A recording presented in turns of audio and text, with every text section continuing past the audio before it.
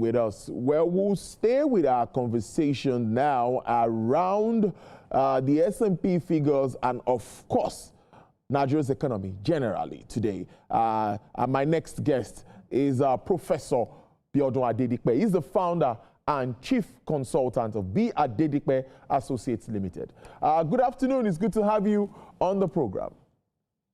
Thank you so very much, Tolu. A very good afternoon to you. Yes. Happy to be with you today. Yeah, so finally, I'm able to be with you. Well, let's start with you. Let me get your reaction first to this development. This S&P global ratings. Everyone has been talking about it, following what Fitch also did in 2025. So what really are we getting right in your understanding? Well, thank you so very much. I think what it speaks to is the fact that Nigeria is making the right calls. And that is what this rating recognizes, which means, looking at the report, it speaks to what we have done in terms of reforms, in reforming the markets on the one hand, and then resetting the macro economy on the other hand. And then, of course, it goes to specifics, removal of first subsidy, the way that constituted in the past. Then the FX market has also been realigned, unification, and all of those new rules and models that were brought in to improve transparency and accountability within the space, which of course has brought stability of the Naira exchange value in the last 18 months and still counting. And then, of course, looking at even government fiscal operations, as much as we worry ourselves about that, that report also recognizes the fact that there's an improvement between where we were in terms of debt service obligations compared to our revenue and what it was and what it is at the moment, that there's also an improvement there. Of course, it recognizes that there's been improvement as well in oil production and output, which of course splits into both, export and that which is consumed, domestically. So when you put all of this together, there are things we ourselves are aware of and we interpret on an ongoing basis. What S&P Global has simply done is to go on the back of its institutional, muscle, so to say, where it also is accepted by every stakeholder of the Nigerian economy as an independent evaluator. That's the way I put it. But there's nothing they have in the report that we have not spoken about. So it's just telling us the obvious, but of course, they carry a weight because they are independent. So which is to say that, look, we are pulling in the right direction. And equally a warning as to where risk is and what Nigeria should do in order to either avoid the risk or effectively manage the risk. So those are the key elements in that report. But overall, good for Nigeria. A change of rating from B- to B is an improvement. Yes, to see some analysts say that, well, there are 6 levels of ratings that is coming from the worst to the next. There is nothing to celebrate. And I counter one of them and said, no, you can't say it's nothing to celebrate. That whichever way you look at it, a B rating is still better than B-. So in my view, it's an acknowledgement of what the government has done and where the economy is today, which in my own view, that Nigeria is in a better place today economically than where we were in 2023, which is what the report is about. Interesting stuff, but again, I would ask, for the man on the streets who sees this, he will be like, oh, S&P ratings, how does this put food on my table? Now, my question would be, the fallout of the reforms is what everyone still keeps talking about. So how do we manage that fallout? Because many will say we're getting the micros right, but the macro remains an issue. I mean, the macro and the micro remains an issue. So how do we set to get to balance all of this up? Moving on. Yeah, thank you for that. It depends on how we create the narrative. There's something I recently began to tell professional economists like myself, that yes, we may all be looking at the same data. They have different interpretation. And of course, that's the nature of the profession. So for me, there's already happening trickle down. But most of the time when we create narratives, we move them away from the trickle down that is happening and only speak to the macro that is signaling stability and improvement and say there's nothing happening micro-wise. And I say, no, I see differently. And why do I see differently? Now, we are all in this same market, all right? We buy foodstuff and other things from the market.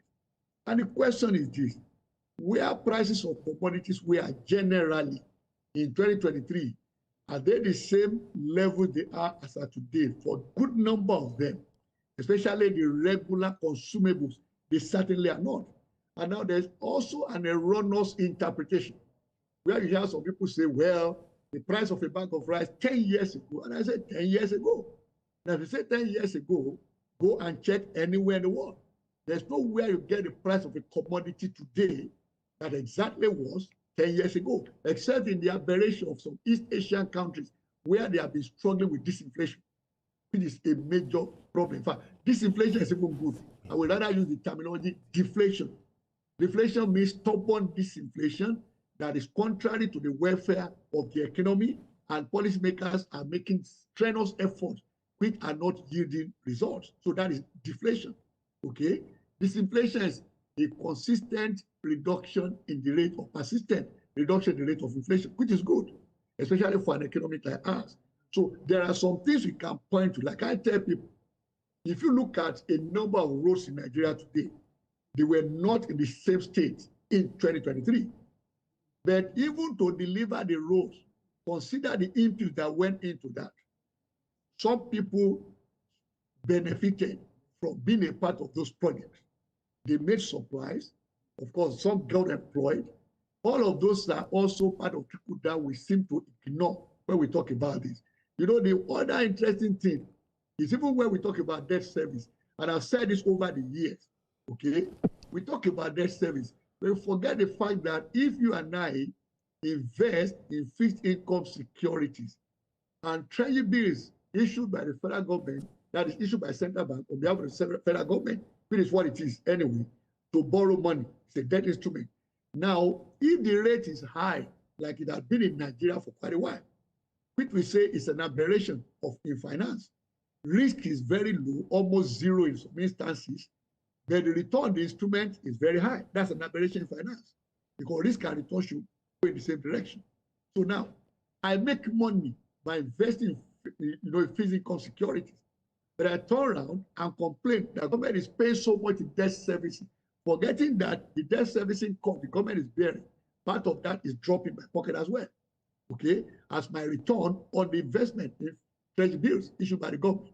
So this is the way it works. So what if one has a holistic view of the economy, you actually will notice that there is already happening trickle down. The question there will be, how do we expand it? Which in fact is what the S&P Global rating speaks to. Yes, there are gains, but how do we expand the gains? How do we also sustain them? How do we put institutions and structural systems around them that will make them sustainable? Which means three important things here. We want to grow the economy, inclusively by creating jobs. We want to grow the economy sustainably.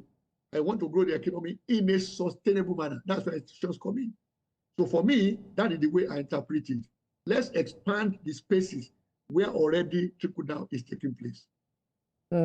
Expanding those spaces, that is very important so that I could, get more to the people. But let's talk about the Middle East crisis. We can't move away from this. Yeah. We see the impact drastically, the issues regards to price of crude, and of course, we are paying dearly at the pumps. Let me also get your reaction to this, and if that is a threat to the positives of Nigeria's reforms.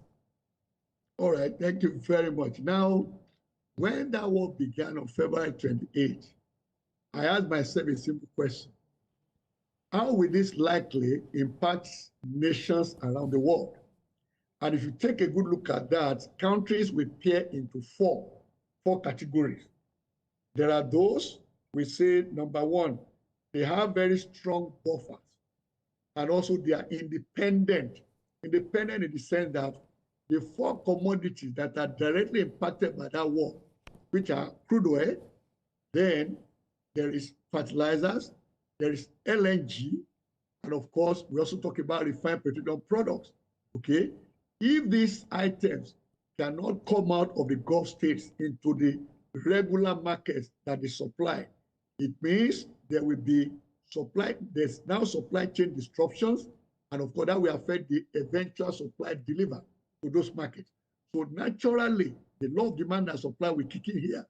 Then the prices of those commodities will go up in those destinations. That is given. But we now ask a question. Now, that's a major disruption.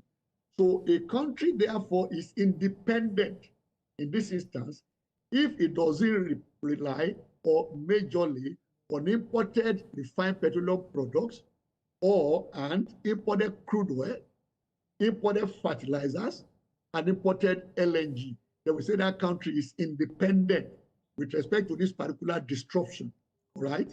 Then we now say, okay, how about the buffers it has? To the extent that this affects it, certainly there will need to be government intervention in several different ways. Does it have buffers to intervene? They will now begin the issue of external obligations and maturing ones in this year, 2026, all right, where this destruction came about. So that is category one, strong buffers, then independent. Category two, strong buffers, but dependent. So, and that is where you see countries like Japan, which is 90% dependent on imported energy, commodities. And then you take South Korea at 70% dependent. So, of course, South Africa is also in that particular league, all right? Strong buffers, but of course, independence. Then you now look at those with weak buffers. Again, they pair into two, the ones that are independent and the ones that are independent. So the question for us now in Nigeria is, where do we fall? Incidentally, we fall among the first category. We have very strong buffers, and that speaks to our external reserves, where we take the liquid portion and compare with our average monthly import bill, and that comes out at about 12 months plus cover. Now, countries like Egypt, having 7 months cover, we are reckoned to have strong buffers. Nigeria had 12 months cover. So that gives you an idea immediately of how strong our buffer is. That's to start with. Then we now look also at independence. Now, do we depend on the rest of the world for crude importation? Well, to some extent, because Dangote refinery is operational and imports crude, but the imported crude is mixed with that it sources locally, all right? Which is why it's important we continue to increase oil production, that's the output. So that takes care of the crude oil side. Now, refined petroleum products, that is where I would say that refinery came to Nigeria as a saving grace. If this crisis happened 4 years ago, we wouldn't be talking about what we're discussing today. And that would be a serious crisis. Okay, but because of that refinery, there's to some extent an amelioration of the supply of refined petroleum products to the Nigerian market. So that reduced our dependence, which used to be about 39% of our Manchester Street before that refinery kicked into operation. It has reduced now significantly, okay? So that also has played out for us in terms of independence. So given that, we now look at what is the estimated maturing obligation of Nigeria this year. How does that compare to our GDP on the one hand? How does that compare to our external reserves? Those are the measures we look at, the metrics.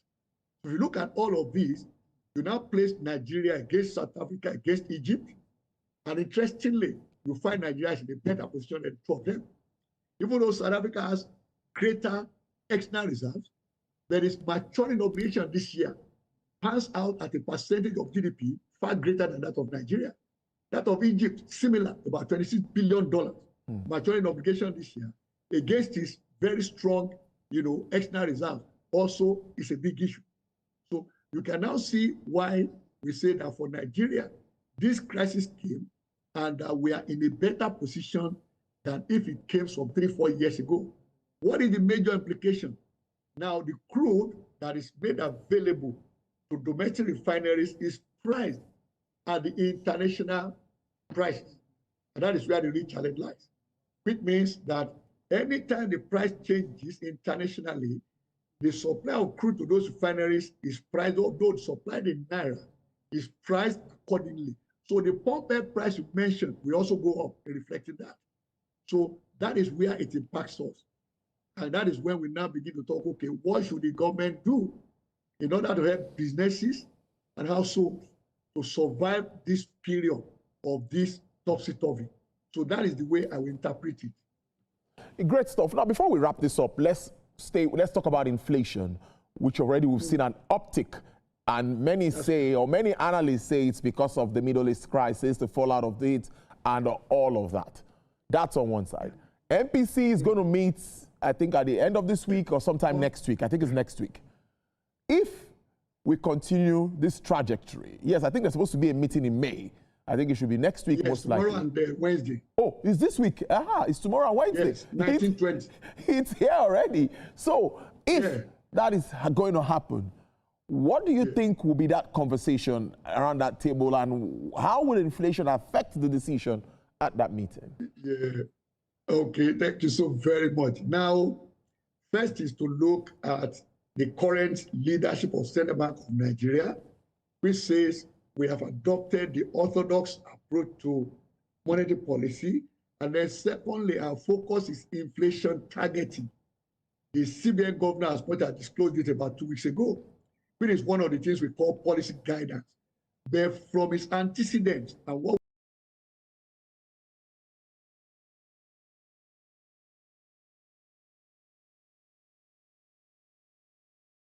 in March and also in April, obviously also, as you said, is a reflection of what is happening in the Middle East, where the destruction of the supply of hydrocarbons to the global market has made prices go up, and that, of course, has affected us locally here in Nigeria. So now, on the one hand, if we stay with that, then we say that that rules out the chances of monetary easing, which we saw at the beginning of this year, when inflation has been trending now since April 2024.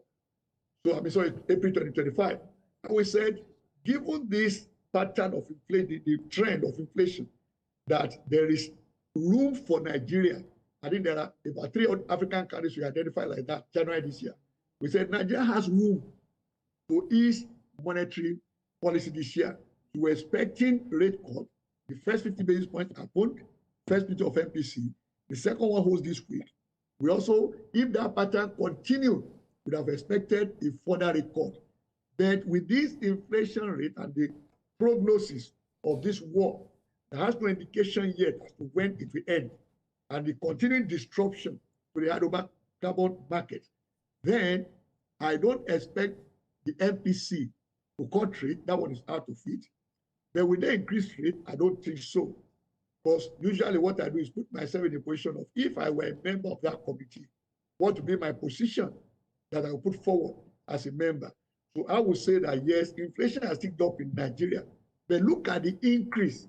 The increase is not significant, which again is a reflection of what I mentioned earlier, the strong buffers vis-a-vis independence, all right, with respect to importation of those 4 major commodities.